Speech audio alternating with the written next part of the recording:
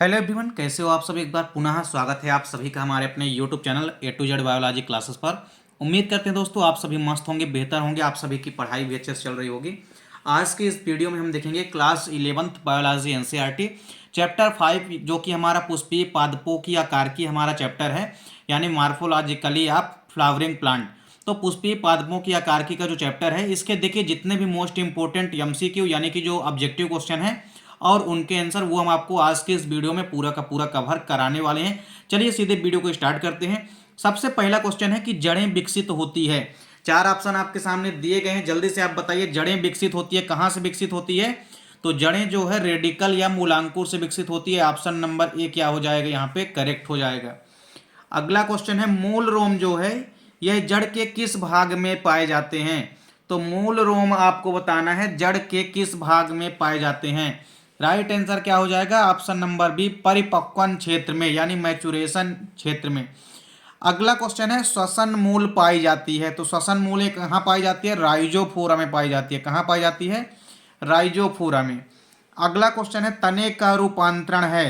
तो तने का रूपांतरण क्या है, आलू, अदरक, हल्दी या कि ये सभी।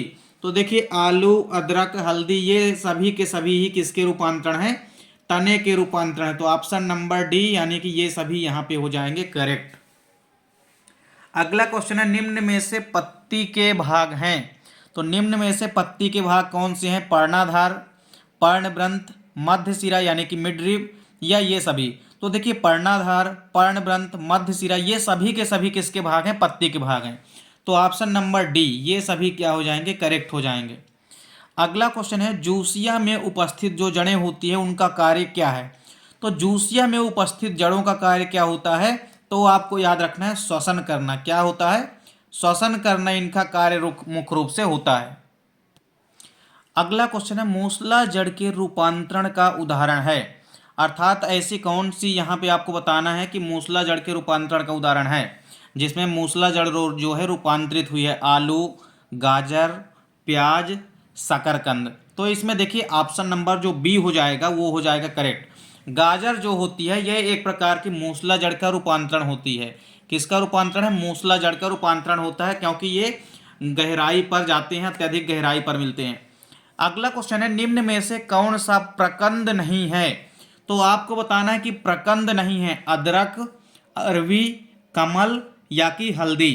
तो यहाँ पे आपको बताना निम्न में से कौन सा प्रकंद नहीं है।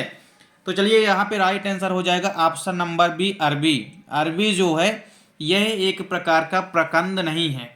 अगला क्वेश्चन है कि मूलांकुर के अतिरिक्त पौधे के किसी भी अन्य भाग से विकसित होने वाली जड़ें कहलाती है। कमेंट बॉक्स में जल्दी से आप लोग बताइए इसके आंसर। मूलांकुर के अतिरिक्त पौधे के किसी भी अन्य भाग से विकसित होने वाली जड़ें क्या कहलाती है। मूसला जड़ें कहलाती है, या अपस्थानिक जड़ें कहलाती है, या तंतुमय जड़ें कहलाती है, या श्वसन जड़ें कहलाती है। तो क्या हो जाएगा राइट आंसर यहाँ पे। तो देखिए राइट आंसर क्या हो जाएगा, मूलांकुर के अतिरिक्त यदि पौधे के किसी अन्य भाग से जड़ें विकसित होती है तो वो अपस्थानिक जड़ें कहलाती है। अपस्थानिक जड़ें यानी कि एडवेंटिशियस रूट कहलाती है। अगला क्वेश्चन है तुलसी में पुष्प क्रम पाया जाता है। तो तुलसी में किस प्रकार का पुष्प क्रम पाया जाता है, चलिए जल्दी से बताइए तुलसी में किस प्रकार का पुष्प क्रम पाया जाता है। तो ऑप्शन नंबर यहाँ पे ए, तुलसी में कूट चक्रक प्रकार का पुष्प क्रम पाया जाता है। तो ऑप्शन नंबर ए यहाँ पे करेक्ट हो जाएगा। अगला क्वेश्चन है चना का कुल है। तो चना किस कुल से संबंधित है, चना यानी कि साइजर एरिटिनम किस कुल से संबंधित है, ग्रैमनी, पैपिलियोनेसी, कंपोजिटी और सोलेनेसी। तो चलिए यहाँ पे चना जो है वो किस कुल से संबंधित है, पैपिलियोनेसी। किसमें से संबंधित है, पैपिलियोनेसी कुल से संबंधित है। अगला क्वेश्चन है बेलाडोना किस पौधे से प्राप्त होता है। तो बेलाडोना किस पौधे से प्राप्त होता है, option number A, Atropa. Atropa पौधे से प्राप्त होता है बेलाडोना। अगला क्वेश्चन है ग्रंथिमय जड़ें पाई जाती है। तो ग्रंथिमय जड़ें किसमें पाई जाती है, क्रूसीफेरी में, सॉरी ब्रेसिकेसी में, लेग्यूमिनेसी में, सोलेनेसी में या कि कंपोजिटी में। तो ग्रंथिमय जड़ें किसमें पाई जाती है, लेग्यूमिनेसी कुल में पाई जाती है, जिसको कि हम दाल कुल भी मुख्य रूप से कहते हैं। अगला क्वेश्चन है एक मूल का उदाहरण नहीं है। निम्न में से मतलब ऐसा कौन सा एग्जाम्पल है जो कि जड़ का उदाहरण या मूल का उदाहरण नहीं है। तो चुकंदर, गाजर, टमाटर, आलू। तो इसका राइट आंसर हो जाएगा आलू, ऑप्शन नंबर बी। आलू जो है यह एक प्रकार का मूल नहीं है, यह एक प्रकार का स्तंभ या एक प्रकार का तना होता है। नेक्स्ट क्वेश्चन है, किसमें पुष्प एक लिंगी होते हैं? मटर में, चाइना रोज यानी कि गुड़हल में, खीरा में या कि प्याज में? तो पुष्प एक लिंगी होते हैं, ऐसा कौन सा यहाँ पे आपको बताना है? मटर है, खीरा है, प्याज है, चाइना रोज है, इनमें से कौन सा ऐसा पुष्प है जो कि एक लिंगी होता है? तो ये राइट आंसर यहाँ पे क्या हो जाएगा? ऑप्शन नंबर सी, यानी कि जो खीरा है, खीरा का जो प्लांट होता है इसके फ्लावर जो हैं कैसे होते हैं? एक लिंगी होते हैं।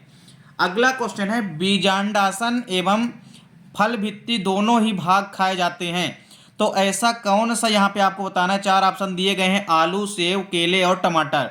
तो इनमें से ऐसा कौन सा यहाँ पे फल है जिसको कि बीजांडासन एवं फल भित्ति दोनों ही उसके खाए जाते हैं? तो राइट आंसर क्या हो जाएगा यहाँ पे? ऑप्शन नंबर डी, टमाटर। टमाटर में बीजांडासन एवं फल भित्ति दोनों ही भाग खाए जाते हैं। यानी टमाटर में आप पाएंगे कि उसके अंदर के जो लाल लाल प्रकार के पूरे दाने होते हैं जो बेसिकली, और उसके बाहर का जो पूरा भाग होता है आउटर भाग, उसको भी खाया जाता है। अगला क्वेश्चन है, सहतूत का फल होता है, तो सहतूत किस प्रकार का फल है? तो सहतूत एक प्रकार का सग्रंथित फल है, ये आपको याद रखना है। कैसा फल है? सग्रंथित फल है। इसके बाद देखिए अगला क्वेश्चन है कि पुमंग तथा जायांग के बीच विकसित पुष्पासन कहलाता है। तो यदि पुमंग तथा जायांग दोनों के बीच पुंकेसर विकसित होता है पुष्पासन, तो वह पुष्पासन क्या कहलाता है? तो इसका राइट आंसर हो जाएगा ऑप्शन नंबर सी, गाइनोफोर कहलाता है। क्या कहलाता है? गाइनोफोर। तो किसी भी पुमंग तथा जायांग के बीच जो विकसित पुष्पासन है वह क्या कहलाता है? गाइनोफोर। अगला क्वेश्चन है, अभ्रूणपोषी बीज उत्पन्न करता है, कौन सा ऐसा यहाँ पे आपको बताना है फल है जो कि अभ्रूणपोषी बीज उत्पन्न करता है? मतलब जो बीज होता है जिसका वो अभ्रूणपोषी होता है। अगला क्वेश्चन है यहाँ पे, तो चलिए इसका राइट आंसर पहले देखते हैं क्या होगा। तो अभ्रूणपोषी बीज उत्पन्न करते हैं, तो इसका राइट आंसर कौन सा हो जाएगा? Option number A. मटर में क्या होता है? मुख्य रूप से आप पाएंगे कि इनमें अभ्रूणपोषी बीज उत्पन्न होते हैं। अगला क्वेश्चन है, परिदलपुंज शब्द का प्रयोग होता है, तो जो परिदलपुंज का शब्द का प्रयोग है वो कब किया जाता है? तो परिदलपुंज का प्रयोग कब किया जाता है? तो इसका राइट आंसर हो जाएगा जब बाह्य दलपुंज एवं दलपुंज क्या हो? समान हो। तो इस प्रकार की कंडीशन के लिए हम परिदलपुंज शब्द का प्रयोग करते हैं। तो 20 नंबर का राइट आंसर क्या हो जाएगा? ऑप्शन नंबर सी, जब बाह्य दलपुंज एवं दलपुंज यानी कैलिक्स व करोला जब समान होते हैं संख्या में, तो इस प्रकार के कंडीशन को हम परिदलपुंज कहते हैं। अगला क्वेश्चन है, निम्न में से कौन सा ऊतक तने की मोटाई में वृद्धि के लिए उत्तरदायी होता है? तो राइट आंसर क्या हो जाएगा? ऑप्शन नंबर ए, जो विभाज्योतक ऊतक होता है यही तने की मोटाई में वृद्धि के लिए उत्तरदायी होता है। नेक्स्ट क्वेश्चन है, आलू का खाने योग्य भाग है, तो आलू का खाने योग्य भाग कौन सा होता है? जड़, कलिका, तना या कि उपर्युक्त सभी? तो आलू का जो तना होता है ये मुख्य रूप से खाने वाला भाग होता है।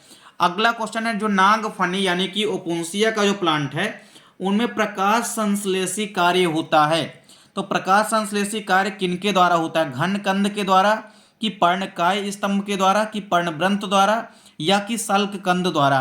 तो नागफनी में प्रकाश संश्लेषी कार्य होता है। तो 23 नंबर का आप लोग पाएंगे कि राइट आंसर क्या हो जाएगा?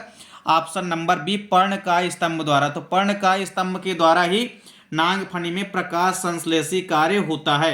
अगला क्वेश्चन है, किस पौधों में मूल ग्रंथिका पाई जाती है? तो इसका राइट आंसर हो जाएगा ऑप्शन नंबर सी, यानी चने में जो है आप पाएंगे कि मूल ग्रंथिका पाई जाती हैं। अगला क्वेश्चन है, प्याज में पुष्पक्रम होता है, तो प्याज में आपको बताना है कि किस प्रकार का पुष्पक्रम पाया जाता है? तो इसका राइट आंसर हो जाएगा छत्रक, ऑप्शन नंबर ए, प्याज में छत्रक प्रकार का पुष्पक्रम पाया जाता है। अगला क्वेश्चन है, भूस्तारिका द्वारा कायिक जनन होता है, तो भूस्तारिका के द्वारा कायिक जनन किसमें होता है? तो ये होता है जलकुंभी यानी कि ओपुंसिया में। किसमें होता है? जलकुंभी में, यानी इक्वार्निया में, सॉरी, ओपुंसिया में। ओपुंसिया का मतलब होता है नागफनी, और जलकुंभी मतलब जलकुंभी को कहते हैं, जलकुंभी को हम बेसिकली यहाँ पे आप कह सकते हैं इक्वार्निया। तो इक्वार्निया आपको याद रखना है, इक्वार्निया मतलब होता है जलकुंभी। अगला क्वेश्चन है, पर्णकाय स्तंभ एक रूपांतरण है, तो यह किसका रूपांतरण है? पर्णकाय स्तंभ यह एक तने का रूपांतरण है। तो ऑप्शन नंबर बी यहाँ पे क्या हो जाएगा, करेक्ट हो जाएगा। अगला क्वेश्चन है कंपोजिटी कुल से संबंधित पुष्पक्रम है, मतलब कंपोजिटी कुल में किस प्रकार के पुष्पक्रम पाए जाते हैं। तो इसका राइट आंसर हो जाएगा मुंडक। मुंडक प्रकार के पुष्पक्रम पाए जाते हैं किसमें, कंपोजिटी कुल में। अगला क्वेश्चन है स्पैडिक्स पुष्पक्रम पाया जाता है, तो ये आपको याद रखना है किसमें पाया जाता है, केले में। तो स्पैडिक्स पुष्पक्रम किसमें पाए जाते हैं, केले में। ऑप्शन नंबर बी यहाँ पे क्या हो जाएगा, करेक्ट हो जाएगा। नेक्स्ट क्वेश्चन है क्रूसीफेरी में पुष्पक्रम होता है, क्रूसीफेरी में किस प्रकार के पुष्पक्रम पाए जाते हैं। तो इसका राइट आंसर हो जाएगा असीमाक्ष प्रकार के। अगला क्वेश्चन है ग्रामिनी कुल के पुष्पक्रम होते हैं, तो कैसे होते हैं, ग्रामिनी कुल में सूकिका प्रकार के पुष्पक्रम पाए जाते हैं।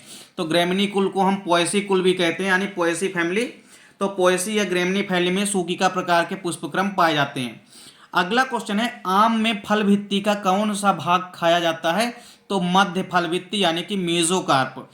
अगला क्वेश्चन है तने का विकास बीज के किस भाग से होता है। तो प्रांकुर वाले भाग से होता है। नेक्स्ट क्वेश्चन है एक बीजपत्री पौधों का जो बीज पत्र होता है वह क्या कहलाता है। तो हमेशा याद रखिएगा, काफी इंपॉर्टेंट क्वेश्चन है। जो एक बीजपत्री पौधे होते हैं उनका बीजपत्र स्कूटेलम कहलाता है। नेक्स्ट क्वेश्चन है मटर का वानस्पतिक नाम क्या है। तो पाइसम सटाइवम। अगला क्वेश्चन है प्याज का वानस्पतिक नाम क्या है। तो एलियम सेपा। फिर इसके बाद अगला क्वेश्चन है द्विबीजपत्री जो पौधे होते हैं यानी डाइकाट जो प्लांट होते हैं उनकी पत्तियों में किस प्रकार का शिराविन्यास यानी कि वेनेशन पाया जाता है।